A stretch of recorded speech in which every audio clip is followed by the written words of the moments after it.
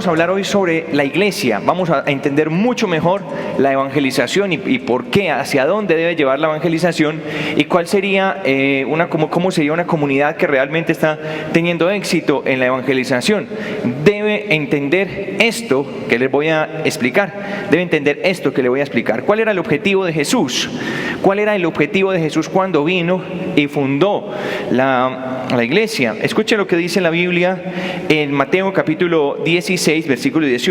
¿Cuál era ese objetivo de Jesús? Es importante que usted entienda muy bien el objetivo de Jesús. Dice así: y yo te digo que tú eres Pedro, y sobre esta piedra voy a construir mi iglesia, y ni siquiera el poder de la muerte podrá vencerla. Ojo, dijo Jesús, y tú eres Pedro, y sobre esta piedra edificaré mi iglesia. Usted tiene que entender muy bien, el objetivo de Jesús era venir y fundar una iglesia. Repita conmigo, una iglesia. Y es la iglesia de Él, una sola iglesia, la iglesia de Él. Y pues tenemos aquí, entonces empezamos a encontrar ya un problema en la visión del pueblo de Dios. El pueblo de Dios hace parte de algo que ni siquiera sabe qué es, no sabe para qué sirve, no sabe de dónde viene, no sabe para dónde va. Por eso nos da tanta pereza todo lo que tiene que ver con la iglesia, con la evangelización. Por supuesto, estoy hablando de la problemática no de ustedes, porque ustedes están aquí y están haciendo algo por la iglesia. Pero el mundo, los que están afuera, no saben qué es la iglesia. A usted le va a quedar un poco más claro hoy, porque también necesitaría un curso de teología bastante largo de eclesiología para explicar todo esto perfectamente, pero sí, digamos que esto le va a dar ideas muy claras sobre lo que nosotros hacemos. Entonces, ¿qué es lo que piensa la iglesia? La gente, las personas piensan que la iglesia es el templo, y seguro para los seccionales y los líderes maduros ya dirán, no, pero yo ya sé que no es el templo, a pesar de que la palabra iglesia también se puede usar para decir el templo, pero las personas han reducido el tema, la palabra iglesia, solamente a lo que es un templo. Entonces decimos el domingo, voy corriendo antes para que abren el templo a tal hora, abren el templo, abren la iglesia, entonces me voy corriendo porque abren la iglesia. O simplemente llego y voy a llegar tarde a la iglesia, y la persona lo que está pensando es que va a llegar tarde al templo. Entonces no tenemos claridad entre lo que es templo y lo que es iglesia. Créame que cuando Jesús dijo, y sobre esta piedra edificaré la iglesia, no estaba pensando que iba a acostar a Pedro y lo iba a llenar de ladrillos encima, iba a construir algo ahí como una catedral basílica sobre Pedro. Sin embargo, existe esa cuestión, ¿no? Pero no es eso a lo que se refería. Lo que iba a construir el Señor era una verdadera comunidad. Cristo estaba haciendo referencia más al antiguo pueblo judío, porque esa palabra iglesia viene de asamblea, de eclesía. Esa palabra viene ahí de asamblea. Lo que estaba diciendo Jesús, se estaba refiriendo, haciendo referencia al antiguo pueblo judío. Y Él viene a hacer algo nuevo, un nuevo pueblo, el nuevo pueblo de Dios. Cuando Él habla de iglesia, está hablando de asamblea, de reunión de personas. Él se iba a hacer su grupo, ¿cierto? Su iglesia, que es una reunión de personas, donde las personas se han reunido, se han congregado. Y por esa razón, cuando Jesús empieza, Él llama a 12. ¿Y por qué llama a 12? Porque era el nuevo pueblo de Dios. ¿Lo recuerda usted? Ahí está claramente, la Biblia lo enseña ahí en Mateo, el capítulo 10, los 12 apóstoles. Y llama a 12 porque cuando el pueblo judío empezó, ¿cómo empezó el pueblo judío? Empezó con las 12 tribus, con los 12 líderes, ¿cierto? Los hijos de Israel. Empezó con esos 12 y ahí se fundó el primer pueblo, la primera asamblea, la iglesia del Antiguo Testamento. Por eso Jesús viene y dice, mire, yo lo que voy a hacer es otra asamblea. Si usted se pone a mirar un poquito a los judíos, usted va a aprender muchísimo sobre lo que es la iglesia. Porque usted ve lo que Dios tenía en el Antiguo Testamento, lo que es el pueblo de Dios en el Antiguo Testamento, y usted se da cuenta, por ejemplo, los judíos, como tienen una vivencia bastante cerrada, tienen unos principios muy definidos, tienen unos rituales muy precisos, muy claros, tienen sus creencias, incluso hasta para casarse. Ellos no se casan con cualquiera, eso es todo un cuento para la esposa. Ellos están pero bien organizados en su tema espiritual. Jesús quería algo nuevo, por supuesto no tan lleno de reglas y reglamentos, pero sí con el espíritu de fraternidad por dentro. Ojo, entonces lo que Cristo quería era fundar esa nueva asamblea que congregara personas, y ese nuevo grupo que Él quería, ya no quería que fuera solamente de judíos, sino que ese nuevo grupo que Jesús quería fundar, esa nueva congregación, esa nueva iglesia que Jesús quería fundar, llamó 12 apóstoles, escuche muy bien, llama a 12 apóstoles y los manda a anunciar el evangelio a todos lugares, porque él quería que ese grupo fuera constituido, fuera formado por personas de toda raza, lengua, pueblo y nación. Amén. Ese nuevo pueblo entonces ya no iba a cubrir solamente el pueblo judío, sino que iba a cubrir a todo el mundo. Por eso nosotros somos la iglesia católica. ¿Y qué quiere decir católico? Católico quiere decir universal. ¿Sabía usted eso? Eso quiere decir católico, quiere decir universal, que ya es la iglesia, la congregación que Cristo se hizo, que da vuelta a toda la tierra. Esa era la idea y afortunadamente ya estamos nosotros aquí y lo podemos ver. Por eso Él nos envía a todo el mundo.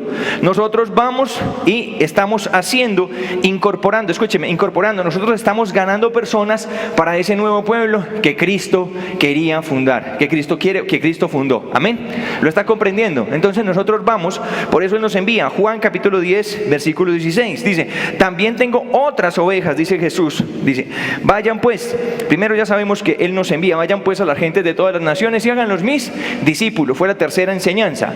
Y mire lo que dice Juan capítulo 10, 16, dice, también tengo otras ovejas que no son de este redil. Y usted sabe de lo que está hablando Jesús, está hablando de un grupito de ovejas.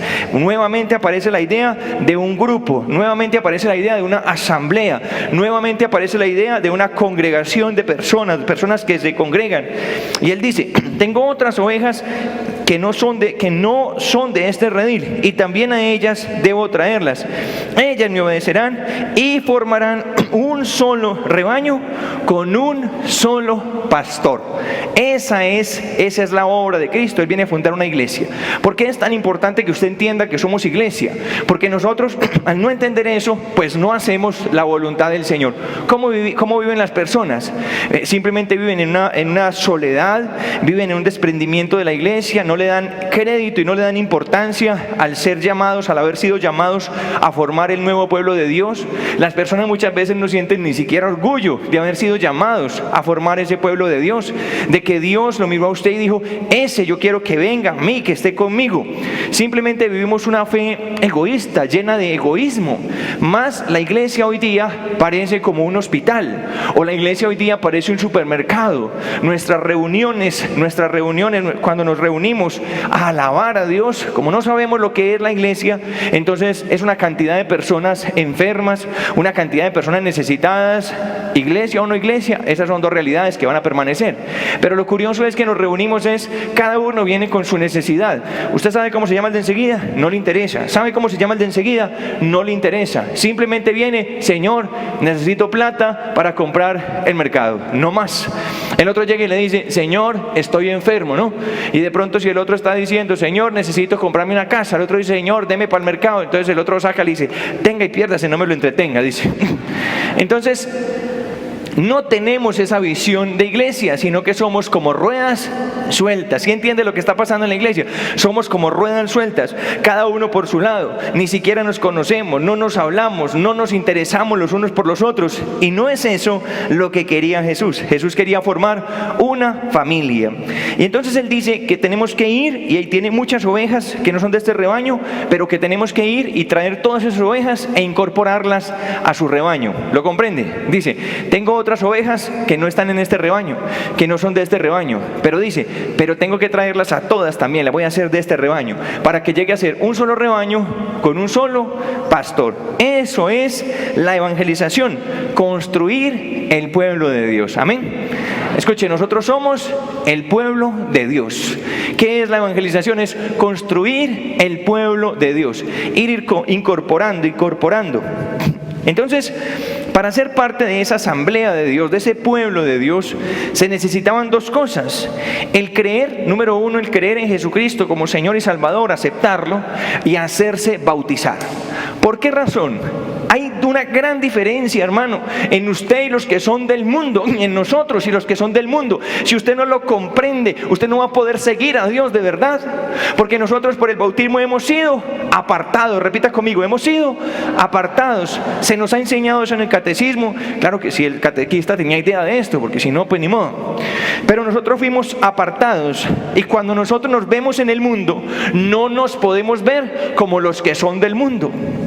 No nos podemos ver como los que son del mundo, porque una persona que no ha aceptado a Jesús, una persona que no ha aceptado al Señor como su Salvador, está sencillamente muerto. Ya lo vamos a leer en la palabra, está espiritualmente muerto. Pero el Señor viene y nos aparta. Nosotros hemos sido apartados por la fe en Jesús y hemos sido apartados por el bautismo. Ya nosotros por la confirmación, entonces ya estamos seguros de lo que queremos, y aún más porque ya usted en este lugar, usted ha tomado una decisión: yo soy hijo de Dios y yo acepto a Jesús como mi Señor y mi Salvador. Y usted tiene que saber que hay una diferencia muy grande entre los que están en el mundo y nosotros, porque no tienen la misma esperanza que nosotros tenemos. Porque usted tiene la esperanza, ya se lo voy a decir, de la vida eterna, y la persona que no ha aceptado a Jesús no tiene esa esperanza de la vida eterna. Jesús tiene muchas personas que lo conocen, pero no son todas las personas que lo han aceptado en su corazón. Es como cuando unas personas saben que hay un medicamento que puede curar el cáncer, si existe, si existiera. Entonces unas personas saben que hay un medicamento que puede curar el cáncer, pero otras personas, además de conocer ese medicamento, ya se lo tomaron. ¿Comprende lo que le estoy explicando? Ahora, aquí, los del mundo, ¿qué? ¿Conocen a Jesús? Sí, ellos saben que hay un medicamento que puede curar el cáncer, conocen a Jesús, pero usted y yo ya lo aceptamos en nuestra vida, ya lo tomamos en serio, amén. Y por eso hemos recibido la salvación, la sanación y la liberación. Denle un aplauso al Señor.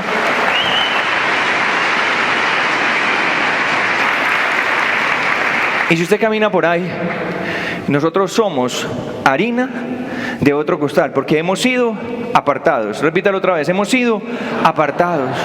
¿Cómo así que apartados? Dios los apartó a ustedes para Él, los apartó para Él, porque los quiere, a todos los quiere y los ama, y Él quiere incorporarlos a todos, apartarlos a todos para Él.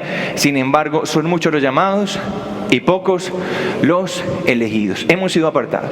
Cuando usted va caminando, usted debe saber que si se sienta una persona a su lado, usted sabe que si esa persona no ha aceptado a Jesús, no es lo mismo que usted, porque esa persona está muerta y usted está vivo. Vamos a seguirlo mirando en la palabra de Dios. Entonces se necesitaba aceptar a Jesús y recibir entonces el bautismo que nos limpia del pecado, para que nosotros seamos incorporados a ese pueblo de Dios ya limpios. Amén. Entonces fíjese lo que hace: acepto a Jesús, perdón de pecados, y soy bautizado, y entonces ingreso a ese pueblo de Dios, ingreso a la iglesia ya limpio. Romanos capítulo 6 versículo 3 dice: ¿no saben ustedes que al quedar unidos a Cristo Jesús en el bautismo, quedan unidos a su muerte? Romanos 6:4: pues por el bautismo fuimos sepultados con Cristo y morimos, para ser resucitados y vivir una vida nueva, así como Cristo fue resucitado por el glorioso poder del Padre. Si nosotros hemos unido a Cristo en esta muerte suya, también nos uniremos a Él en su resurrección. Dios, Jesucristo el Señor, ha venido, y cuando Él muere y resucita, sobre sí lleva a todas las personas que lo han aceptado como Señor y Salvador. A cada persona que acepta su muerte, a cada persona que acepta su resurrección, Cristo lo hace partícipe de esa vida nueva. Entonces usted debe entender, hermano, que nosotros somos personas nuevas. El Evangelio de San Juan arroja detalles muy importantes sobre lo que pasa en nosotros por la fe en Cristo y el bautismo. ¿Qué le pasa a usted, hermano? ¿Qué es lo que le pasa a usted, a su naturaleza, a su cuerpo y a su alma, a su espíritu? Usted es transformado. Cuando el Espíritu Santo entra, usted es transformado. Usted es hecho una persona nueva. Su cuerpo es separado para la resurrección de los muertos por el bautismo y por la fe en Jesucristo el Señor. Por eso decía: si nos hemos unido a Cristo en una muerte como la suya, o sea, lo has aceptado, Él nos lleva a la cruz, también dice, lo seguiremos en la resurrección. Trate de comprender eso que le estoy explicando. Cuando usted acepta a Cristo en su vida, da la garantía, hermano, trabaja tanto en su alma, resucita su espíritu, como también su cuerpo es separado para el día de la resurrección de los muertos. Por nuestra fe en Cristo, hermano, cuando llegue el juicio final, cuando el Señor venga finalmente, llamará a todos los muertos y todos los que murieron en Cristo, ellos resucitarán. Y resucitaremos para ir con Él, a vivir con Él eternamente. Eso es lo que es la iglesia. El Señor nos limpia, nos purifica y nos incorpora a un pueblo donde nos va preparando para esa eternidad con Él. Juan capítulo 1 versículo 12 dice: pues a quienes creyeron en Él les concedió el privilegio de llegar a ser hijos de Dios. Escuche muy bien. ¿Qué más hace ese bautismo en nosotros? ¿Qué más hace la fe en Cristo? Dice, a quienes lo recibieron y creyeron en Él, les da el privilegio de llegar a ser, repita conmigo, hijos de Dios. Otra vez, les da el privilegio de llegar a ser hijos de Dios. O sea, que miren todo lo que va pasando en este proceso.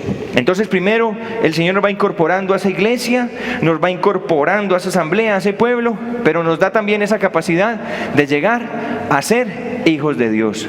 Y nosotros, hermanos, cuando nos reunimos en nuestra oración, en nuestra alabanza, somos ese pueblo de Dios, somos esa familia de Dios y realmente somos hijos de Dios y hermanos unos de otros. Él viene entonces a nosotros.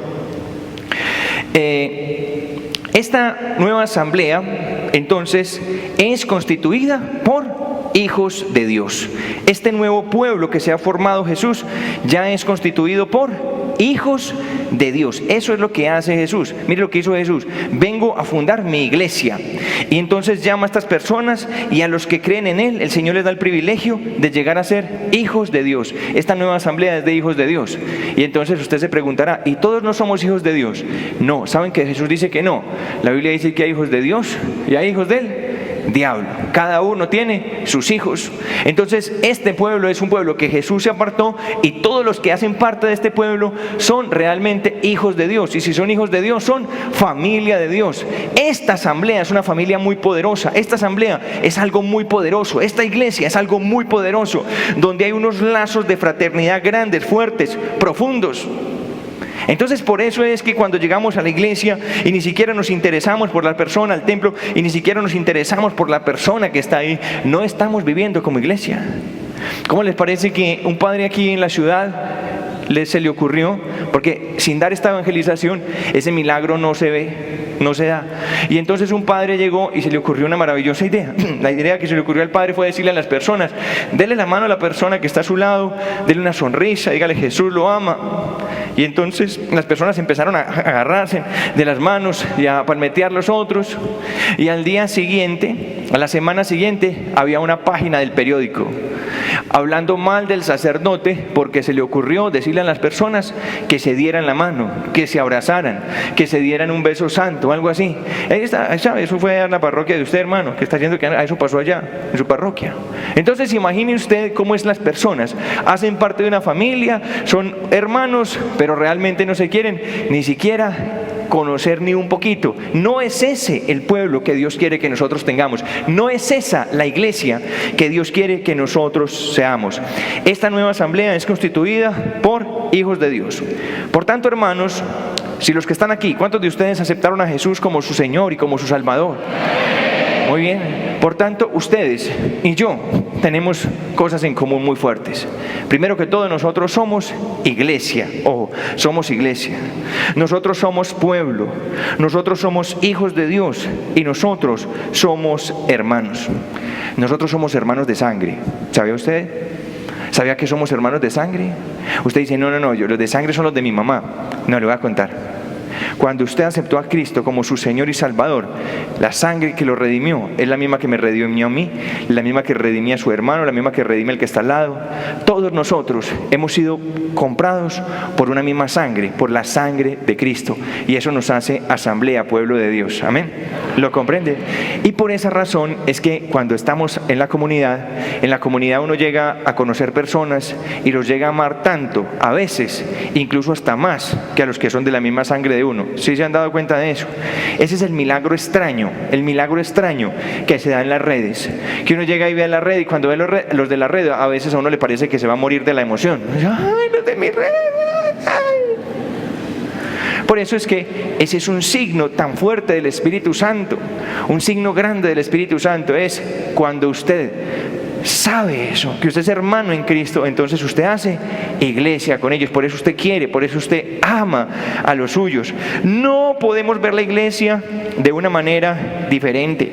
Usted no la puede ver, hermano, como un supermercado, que no vaya sino a pedir solo y usted ¿qué? Usted no diga nada, y usted cállese que me está entreteniendo al Señor, y usted pide solo, reza solo y se va solo. No podemos ver la iglesia de una manera diferente. Tampoco podemos ver la comunidad de una manera diferente. Nosotros somos pueblo de Dios, somos iglesia, somos hermanos y tenemos que actuar como tal. Tenemos que vivir como ese pueblo de Dios, tenemos que vivir como hermanos. Por eso no se concibe una comunidad en la que cada uno persigue sus propios intereses. Hay personas que son así, están en una comunidad y son llenos de egoísmo, llenos de resentimientos, llenos de odio, llenos de personalismo. Eso no es una comunidad, nunca será una comunidad. Y si algo tienen que trabajar ustedes en sus pequeñas comunidades es en los lazos fraternos, en explicarle a las personas que ellos hacen parte de un pueblo de Dios y que son hermanos unos de otros. Y eso, escúchenme muy bien, y eso es lo que hace que una comunidad pueda caminar junta. Escuche muy bien, y eso es lo que hace que una comunidad perdure en el tiempo. Las comunidades que tienen lazos fraternos, que extienden esos lazos fraternos que realmente se quieren, usted va a ver que van a perseverar en las tribulaciones, en las persecuciones. Usted va a ver que son comunidades que se van a sobreponer siempre a las dificultades. Pero las comunidades que no tienen esos lazos fraternos fácilmente se dividen, fácilmente desaparecen, porque lo que hace que nosotros estemos unidos es ese amor fraterno, no es otra cosa, y en eso tenemos que trabajar. No podemos ver la comunidad de una manera diferente y no podemos vernos a nosotros mismos de una manera diferente, más que hijos de Dios. Usted no puede verse de una manera diferente, porque si usted se ve de una manera diferente a una persona que ha sido apartado, salvado, usted va a vivir muerto de la envidia del borracho, usted va a vivir muerto de la envidia del que está haciendo ilícitos, y va a venir aquí a decir, sí, y aquel que hace ilícitos, ¿por qué a ese sí le va bien y a mí no? Pues hermano, es que con ese no está tratando Dios, porque ese es un hijo del diablo y se va a ir al infierno si no se convierte. Pero usted está llamado a otra cosa. Y si el Señor lo trata a usted de una manera, porque el Señor está tratando en su carácter, porque el Señor lo está santificando, porque el Señor le está enseñando otras cosas. Si usted no entiende que es alguien diferente, usted va a siempre estarse comparando con los que son del mundo. Y el mundo es muy diferente a lo que somos nosotros. Usted lo puede comprender esta noche. No se puede ver de una manera diferente a un miembro del pueblo de Dios, de la familia de Dios, a un hijo de Dios. Amén. Den un aplauso a Dios, que es su Padre.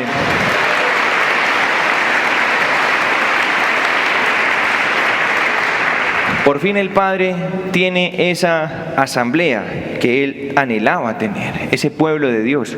Yo traté de explicar esto en el grupo del viernes, parte de esta enseñanza del grupo del viernes, y nadie entendió nada. Siguió la gente cada uno por su lado, así, mirando. Salude a su hermano. Una sonrisa. Y le muestra nomás por aquí un pedacito de colmillo. Entienda esta asamblea. Cuando venimos aquí, míreme muy bien. Cuando venimos aquí, yo vengo a reunirme con mis hermanos. ¿No? Por eso cuando yo llego, yo saludo, abrazo y beso. La Biblia dice que se saluden con un beso santo. Usted puede dar un beso santo, un abrazo santo. No le estoy diciendo que tiene que ir a entrepiernar el hermano allá. Yo no estoy diciendo eso. Hay abrazos de hermanos y hay abrazos que son también muy... A veces a mí me preocupa mucho el grupo de jóvenes porque veo que un muchacho pasa con una muchacha tuntún y yo, estos están como demasiado hermanados. Pero con respeto y con amor. Si usted... Yo quiero que hagamos algo en este momento. Dele una miradita a su hermano. Usted ya vio a su hermano tan querido que es. Mire sus hermanitas que tiene.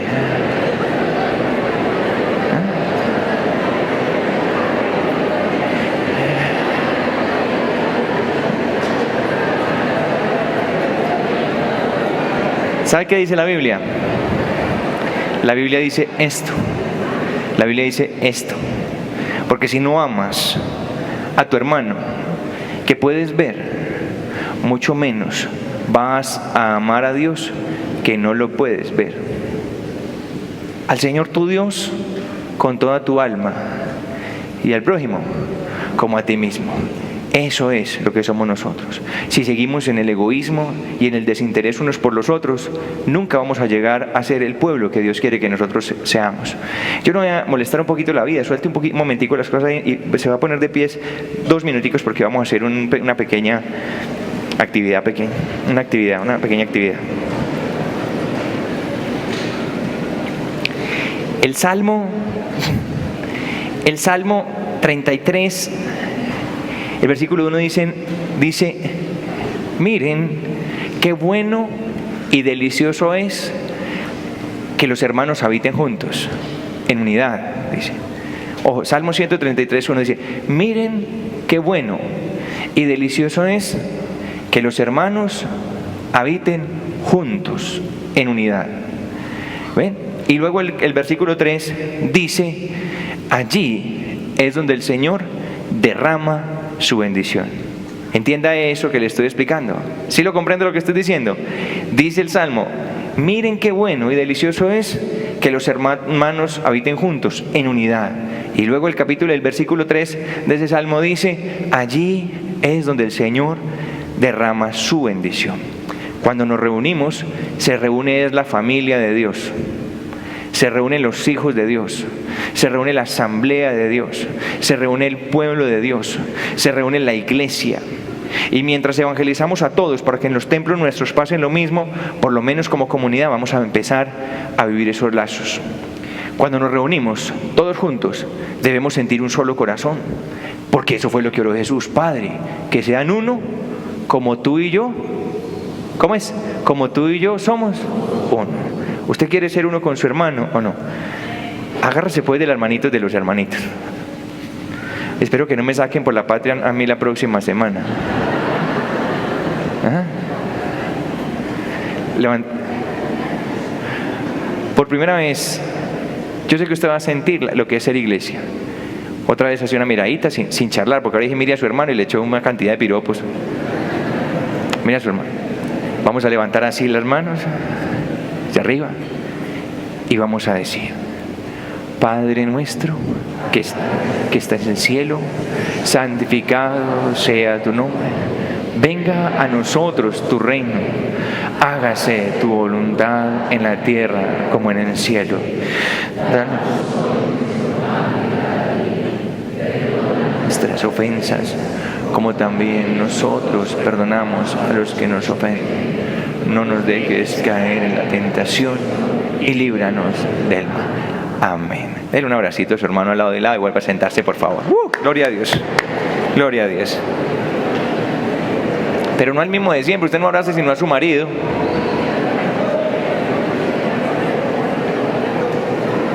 Mire la familia que Dios le dio a usted. Mire la familia que Dios le dio a usted. Mire la familia que Dios le dio a usted. Una familia preciosa, preciosa.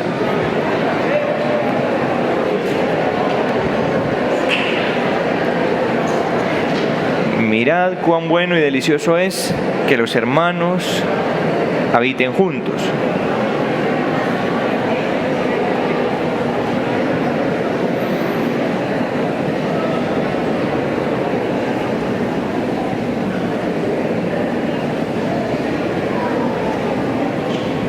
Muy bien, puede sentarse.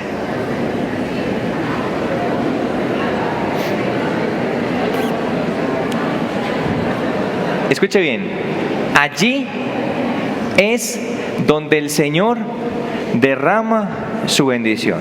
Yo quiero que usted entienda, cuando nosotros reunimos aquí, claro, usted estará pensando: ay, entonces no podemos traer las necesidades a la oración.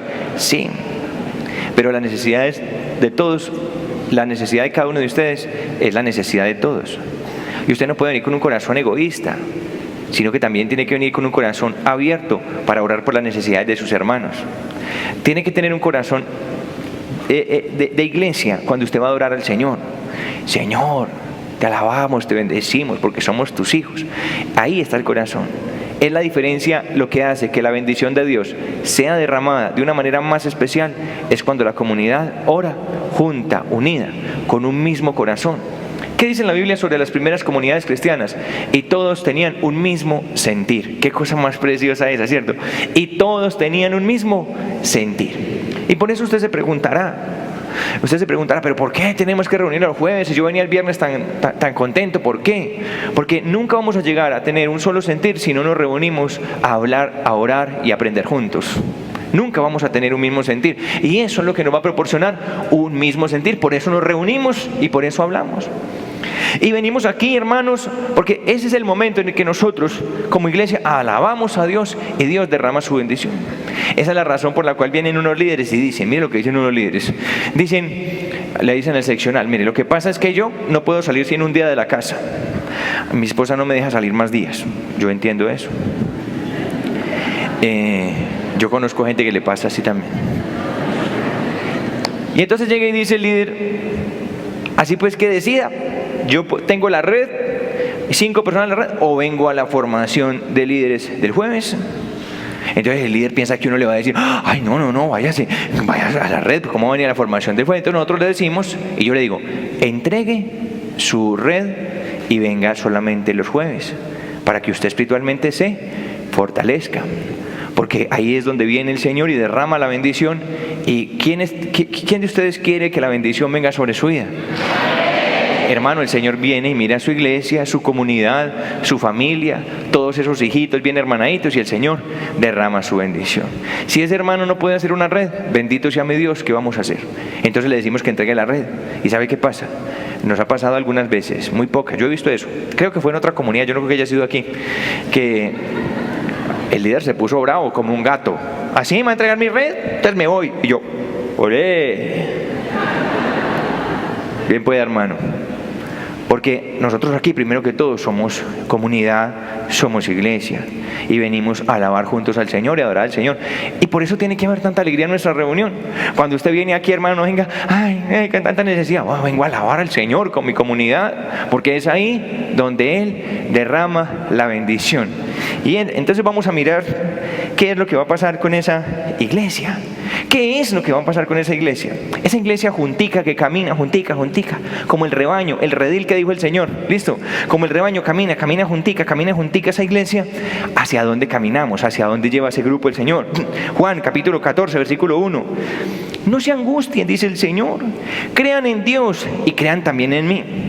Dice Jesús, en la casa de mi Padre hay muchos lugares donde vivir. Si no fuera así, yo no se los hubiera dicho, que voy a prepararles un lugar. Y después de irme y de prepararles un lugar, vendré otra vez para llevarlos conmigo, para que ustedes estén en el mismo lugar en donde yo voy a estar. Ustedes saben el camino que lleva a donde voy. Mire lo que dice el Señor, ¿se da cuenta? Tranquilo, dice el Señor, yo me voy, pero en este momento está pasando algo en el cielo, hermano. Dice Jesús, me voy a prepararles un... ¿Qué? No, usted no lo entendió. Voy a ir a prepararles un lugar. En el cielo en este momento está pasando algo. Y esta comunidad, María Mediadora, y la iglesia universal, no esta comunidad, porque si pensamos solamente en esta comunidad seríamos una secta, pero todos los que caminan, Jesús está allá en este momento y está preparando un lugar para nosotros. ¿Sí sabía usted eso? ¿Está preparando un lugar?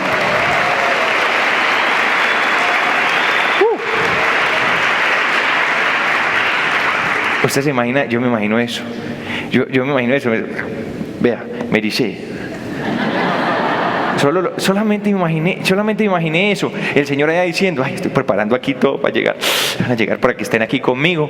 Y el Padre y Jesús que nos dio el poder de llegar a ser hijos de Dios, y dijo, en la casa de mi Padre. Ahí está el Padre, y está el Hijo y el Espíritu Santo organizando. Ya van a llegar. Por eso nuestra partida de aquí no puede ser una cosa angustiosa. Ahí se van adelantando uno, y los que estuvimos aquí caminando junticos, vamos a estar junticos también, caminando junticos en la casa de nuestro Padre Dios. No piensen en la muerte con angustia ni con tristeza.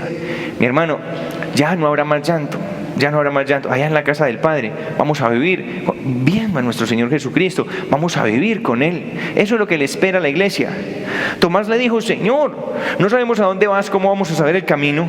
Jesús le contestó: yo soy el camino, la verdad y la vida. Solamente por mí se puede llegar al Padre. Solamente por mí se puede llegar al Padre. Muy bien, hermanos. Entonces, ya sabemos que somos pueblo, somos iglesia y sabemos que vamos hacia el Señor. Ahora, históricamente, ¿cómo fue el asunto? ¿Qué pasó históricamente? Jesús vino y empezó la iglesia. Él le dio ese impulso primero a la iglesia. ¿Cómo empezó la iglesia? Empezó con esas 12 personas evangelizando. Él se hizo su grupo, 12 personas, empezó a predicar y ya todo el día y para adelante, ustedes lo conocen. Hay una manera como se organizó las primeras comunidades. Y es eso a lo que los quiero llevar, porque ya sabemos que somos iglesia, pero tener una vivencia profunda, un conocimiento profundo entre todos nosotros va a ser un poco complejo. Hoy les estoy explicando a la iglesia, dentro de 8 vamos a hablar de cómo ser una comunidad basada en pequeñas comunidades, en redes, en pequeños grupos, para poder que esta vivencia se dé no en macro, sino en micro. Y les voy a explicar ya en este momento. Escuche pues, las primeras comunidades cristianas, en primer lugar, se reunían en las casas.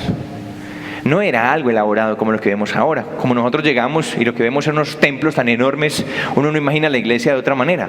Pero la iglesia no era así. La iglesia era sin templos, no había templos. La fe era solamente lo que tenían ellos en su corazón. Entonces mire lo que dice Hechos de los Apóstoles, capítulo 46. Escuche, mi hermano, el Espíritu Santo viene sobre la iglesia e inmediatamente el fruto del Espíritu es la vida en comunidad. Yo quiero que lo repita conmigo. El fruto del Espíritu es la vida en comunidad. Míreme muy bien. Si usted tiene el Espíritu Santo, usted va a querer vivir en comunidad. Si usted rechaza la comunidad, le voy a decir, escúcheme, si usted rechaza ser comunidad, vivir en comunidad, le voy a decir esto. Usted tiene un problema de sanación interior. Porque eso es una herida emocional lo que usted tiene. Y por esa herida que usted tiene en su corazón viene un segundo problema, que el Espíritu Santo no lo puede bautizar verdaderamente, no lo puede llenar. Solamente llega y le da así como una medio emocioncita en la oración, pero el Espíritu Santo no está en usted. Porque cuando el Espíritu Santo se apodera, hermano, y se va a apoderar de todos ustedes y ya está apoderado de muchos, el fruto natural del Espíritu es ser comunidad, es ser iglesia, es ser asamblea. Es reunirnos y es amarnos. Y mire lo que pasa, es el fruto natural. Si eso no se da, es porque el Espíritu no está. Eso no se da, es porque el Espíritu no está. Entiéndalo muy bien. Y mire cómo dice Hechos 2:46. Acudían al templo todos los días con perseverancia y con un mismo espíritu. Partían el pan por las casas y tomaban alimentos con alegría y sencillez de corazón. Alababan a Dios y gozaban de la simpatía de todo el pueblo. Escuche pues, escuche lo que hacían. Dice que todos los días iban al templo, históricamente. Escuche, ¿cómo era histórico? Porque dicen que al templo, pero no que no había templos y porque iban al templo. Raro, es cierto. Lo que pasa es que los judíos ya tenían su cuestión bien establecida. Y estaba el templo y estaban las sinagogas de los judíos. Entonces, como los primeros cristianos fueron judíos que fueron saliendo del judaísmo, ellos conservaron, no mocharon de una vez con el judaísmo, sino que mire lo que hacían, 2 cosas, entiéndalo muy bien. Dice así: acudían al templo todos los días con perseverancia y con un mismo espíritu, partían el pan por las casas y tomaban alimentos con alegría y sencillez de corazón. Mire lo que hacían, iban al templo judío. Los judíos soportaron que los cristianos, míreme bien, los judíos soportaron que los cristianos entraran al templo y tuvieran ahí su oración junto con ellos. Ellos vivían como judíos común y corriente, todos los cristianos, y así vivieron muchos años. Por esa razón ellos iban al templo al principio, pero después de ir al templo, mire lo que hacían, iban a las casas. ¿Y qué hacían en las casas? Oiga, 2 cosas: partían el pan, ¿que era qué cosa?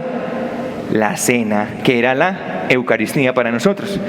De una manera un poco diferente, pero era más o menos así. Partían el pan, o sea la cena, y también ellos lo que hacían era que comían juntos con alegría y sencillez de corazón. ¿Cómo eran esas pequeñas comunidades entonces? Iban al templo. Así pasaron unos años con los judíos les permitían entrar a la iglesia, pero esos cristianos resultaron ser demasiado, escucharon esa palabra de Jesús que tenía otros que no eran de ese rebaño, pero que los tenía que traer también. ¿Y sabe qué hicieron? Empezaron allá con los judíos. No, es que Jesús, y cada entradita a la iglesia se sacaban 3 o 4 judíos, 3 o 4 judíos, 3 o 4 judíos. ¿Y sabe qué hicieron los judíos? Les dijeron así: para afuera, amigo. Y los echaron de los templos, ya de los templos judíos. Los sacaron. Y ya los cristianos se quedaron reuniendo solamente en las casas. ¿Cómo eran las primeras comunidades cristianas? ¿Se reunían en dónde? Ah, qué interesante. Y eso fue lo que hizo que la iglesia empezara a crecer. Escuche muy bien, eso fue lo que lo que hizo que la iglesia empezara a crecer. Cada día, dice, el Señor agregaba cada día a la comunidad los que habían de ser salvados. ¿Cómo era la iglesia en esos primeros tiempos? Entonces eran grupos pequeños que se reunían en casas, lo que hoy conocemos como parroquias. No, eso no existía. Eso no existía, las parroquias no eran así unas cosas grandes, sino que era un grupito de personas que se reunían en una casa. ¿Cómo será? Mire lo que era una parroquia. Mire lo que dice, es una cosa simpática. 1 Corintios 16, 19 dice: la iglesia de Asia, está escribiendo el escritor sagrado, dice así, dice: la iglesia de Asia os saluda, envía muchos saludos a Aquila y Priscila en el Señor, junto con la iglesia que se reúne en su casa. Oiga, ¿ves? Junto con la iglesia que se reúne en su casa. ¿Cómo sería grande la iglesia? Calculemos cuántos serían. Eso serían como 10, ¿sí? ¿Eso qué era? Una pequeña comunidad. Eso era la iglesia. Por eso era que les quedaba tan fácil. Se reunían en la casa, partían el pan en la casa, comían juntos con alegría y sencillez de corazón. ¿Eso cómo se llama? Vida comunitaria. Tenían vida comunitaria, se reunían. Esa misma experiencia bíblica es la que nosotros queremos multiplicar el día de hoy. Cada creyente, escuche bien hacia lo que vamos, la nueva visión de Comunidad María Mediadora que les dije al principio. Cada creyente llegaba a su casa y ahí montaba una iglesia. ¿Qué era esa iglesia? Simplemente una pequeña comunidad. Se reunían, comían, se formaban. Gracias a Dios hoy podemos retornar a esa primera parte, donde nos reunimos y también vamos al templo el día domingo, todos juntos como iglesia. La iglesia es, como se nos ha explicado en todos los documentos últimos que han salido, es comunidad de comunidades. Pero la manera como la iglesia creció al principio fue a través de eso. Cada persona en su casa disponía sus salitas, sus sillitas y decía: aquí. Yo sé que hay muchos que les gusta cuando tenemos los edificios. Por ejemplo, se pelean los líderes por ese edificio que tenemos allá en el SECAM, que tenemos 5 saloncitos en la parte de arriba, o 4 creo que son. Y entonces pelean: yo quiero allá, yo quiero allá, yo quiero allá. Y es muy bueno. Pero una comunidad que dependa de un lugar físico nunca va a crecer. Porque los lugares físicos, por más grandes que sean, siempre van a quedar pequeños. Porque una iglesia que está creciendo, una comunidad que está creciendo, que se está extendiendo, nunca va a poder llegar, nunca va a poder ir más allá de sus paredes. Por esa razón, la comunidad debe retornar a las casas, porque así es que funcionaba. Cada uno tiene su casa, cada uno invita. ¿Y cómo era la evangelización? Les voy a contar otro detalle interesante ya para ir terminando. ¿Cómo era la evangelización de esas primeras comunidades? ¿Sabe cómo evangelizaban? La historia de la iglesia cuenta, ustedes han visto que un símbolo del cristianismo es un pececito que por dentro dice ictus, y uno mira eso y ¿eso qué será? Dice uno. Les voy a explicar lo que es el ictus. El ictus era lo que los primeros cristianos usaban para evangelizar. Entonces yo me hacía ya era parte del pueblo de Dios, y venía, y lo que hacía era poner un pescadito de esos en la puerta de mi casa. Llegaba y ponía un pescadito de esos ahí. Ictus decía. Y la manera de evangelizar era, miren la estrategia tan sencilla que usaban. Entonces un día llegaba la vecina, más o menos podía pasar algo así. Llegaba la vecina: ay, vecina, ¿será que usted me puede regalar una tacita de azúcar? Y de repente: ¿qué es eso? Ese es un pescadito, ¿no lo ve que dice ictus? Y ictus, ¿y eso qué quiere decir? Decía la vecina. Ah, pues ¿quiere que le explique? Sí, ¿qué es eso? Ictus entonces es Jesucristo, Hijo de Dios, Salvador. Es lo que quería decir ictus. Recuerde que no conocían a Jesús. Entonces le decía, Jesucristo, entonces quiere decir, Jesucristo, eso es ictus, Hijo de Dios, Salvador. Y empezaba, Jesucristo. Jesucristo, entonces el Padre, y habló de todo y el pecado, y entonces el Padre envió a su Hijo, por eso dice que Jesucristo es Hijo de Dios, se encarnó en el vientre, y la vecina estaba, ¡ah! ¿De verdad? Sí, sí. Es ese Jesucristo se encarnó, además es el Hijo de Dios. Y cuando nosotros lo aceptamos, pasaba a la parte de Salvador.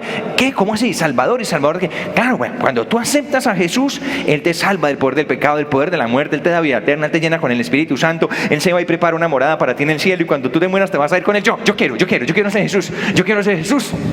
Y entonces le decía, ay, pues venga esta noche y nos comemos aquí un pancito con los hermanos que vienen de la comunidad y charlamos esta noche un rato y nos reímos aquí bien rico. Y la señora decía, ¿verdad? Y llegaba la vecina contenta y encontraba 4 o 5 allá, se estaban riendo, partían el pan, oraban entre ellos por los enfermos. Y la vecina decía, ay, esto era lo que yo había soñado toda la vida.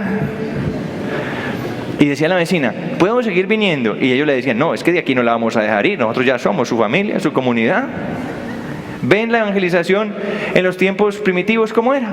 Con ese sencillo pescadito, vea, caían todos, un pescadito, un pececito, ictus, lo veían y ya estaban todos allá empezando. Y las comunidades crecían y crecían y crecían. Y luego, ¿qué hacían esos 5? Algún hermano decía, bueno hermano, usted ya está como maduro en la fe. Usted ya está como maduro en la fe, usted ya tiene lo básico de la fe, ellos se bautizaban, ya usted está como bien en la fe, entonces, ¿por qué no abre una iglesia allá en su casa? Y se iba al otro para allá y abría otra pequeña comunidad, y eso se empezó a llenar. Todas las casas eran un centro de evangelización. Por eso, hoy día, y miren lo que les voy a contar, con esto termino ya. Hoy día la iglesia pues tiene una situación muy triste, porque ya no hay pequeñas comunidades. Como ya no hay estas vivencias, fíjense lo que pasó, la iglesia se volvió algo impersonal. Si una persona no va, ¿usted se da cuenta que faltaron? ¿Quién faltó a misa el domingo? ¿No? ¿Se da cuenta usted de eso? No, aquí sí nos damos cuenta. Sí nos damos cuenta quién faltó a la reunión, porque simplemente es decirle al líder seccional, ¿cuántos faltaron? No, a mí faltaron 3. ¿Y por qué? Si aquí falta una persona, sabemos quién faltó y por qué faltó. ¿Sí ve? Entonces, como la iglesia creció, se hizo algo demasiado impersonal, ya nadie se conocía con nadie, ya no hubo fraternidad, y la iglesia se volvió un hospital, donde cuando nos reunimos, cada uno con su necesidad de manera egoísta, nadie se interesa por nada, y eso no es el plan de Dios. ¿Ha comprendido un poquito mejor lo que es la iglesia? ¿De dónde venimos? ¿Hacia dónde vamos? Por eso, hermano, vamos a hacer oración ya. Póngase de pies mientras le voy explicando lo que vamos a hacer. Por eso vamos a hacer oración, para que el Señor nos dé esa capacidad de ser familia, una vez más, de amarnos como familia, que nos dé la capacidad de interesarnos por el hermano, que nos dé la capacidad también de llegar a tener nuestras pequeñas comunidades para tener la evangelización como debe ser. Hoy día todas las comunidades, grupos, movimientos que están creciendo, hermanos, todo eso, dentro de 8 voy a explicar más ya el tema más concreto de pequeña comunidad y profundizamos más en eso. Pero todo lo que hoy está creciendo en el mundo en temas de evangelización está creciendo a través de pequeñas comunidades. No hay otro camino. Lo que está creciendo y se está manteniendo hoy, es porque están retornando a la evangelización de la iglesia primitiva.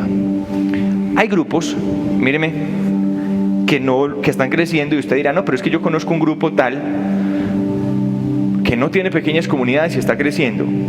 Pero le garantizo, porque yo conozco grupos que están creciendo a pesar de que no tienen pequeñas comunidades. Y le voy a decir por qué están creciendo. Porque están girando en torno al carisma de una persona, o sea, o un predicador que les gusta, o una persona con un don maravilloso del Espíritu que les gusta. Pero esas son cosas que están condenadas a la desaparición, porque como no hay quien se interese uno por el otro, sino que todos están interesados es en el gran jefe pluma blanca que está sentado allá al frente, que está parado allá al frente, una persona que les da algún tipo de sanación, algún tipo de liberación. Todo está centrado en ese hombre. Y le voy a decir, cuando ese hombre se vaya, y era el pastor, y las ovejas se dispersarán. Por esa razón, hermanos, si ustedes quieren verdaderamente crecer como comunidad, llegar a la madurez en la fe, el único camino es vivir en pequeñas comunidades, con amor, y como lo vamos a explicar de aquí en adelante. Ahora sus manitos y vamos a terminar orando. Padre amoroso y Padre bueno, bendito eres. Te doy gracias, vas a darle gracias a Dios porque Él te llamó a la iglesia, porque te apartó para Él. Señor, gracias, porque me apartaste para ti. Gracias, Padre, gracias, porque me has apartado para ti. Hoy sé que soy iglesia, Señor. Hoy sé que soy iglesia, Señor. Sé que soy iglesia, Señor. Parte de tu rebaño nuevo, parte de tu nuevo pueblo, Señor. Gracias, amado Dios, por la iglesia católica. Gracias, Señor, porque sabemos que la estás renovando y la renovarás. Y habrá un gran mover de evangelización, de pequeñas comunidades, de redes, de familias de fe. Familias de fe. Habrá un gran mover, Señor, que traerá una renovación a toda la iglesia. Lo creemos de todo corazón. Vas a decirle al Señor: Señor, cambia mi corazón egoísta por un corazón amoroso, un corazón fraterno. Gracias, Señor. Tú lo estás haciendo en este momento. Estás cambiando nuestros corazones. Estás cambiando nuestros corazones. Estás cambiando nuestros corazones. Danos un corazón que ame, que cada uno de ellos pueda multiplicar esa experiencia, Señor, que tuvieron esas primeras comunidades cristianas. Que cada uno pueda multiplicar esa experiencia, Señor, de querer y amar. No como jefes, no, Señor. No queremos eso. No queremos un líder que simplemente haga una gestión. Queremos ser familia, queremos ser pueblo, queremos ser hijos, para que tú, Señor, te alegres en medio de nosotros. Padre amoroso, danos lo que nos pides y pídenos lo que quieras. Tomémonos de las manos ahí y terminemos haciendo esta oración. Una vez más, digamos juntos: Padre nuestro que estás en el cielo. Levanta tus manos. Santificado sea tu nombre. Venga a nosotros tu reino y hágase tu voluntad en la tierra como en el cielo. Darnos hoy nuestro pan de cada día. Perdona nuestras ofensas, como también nosotros perdonamos a los que nos ofenden. No nos dejes caer en la tentación y líbranos del mal.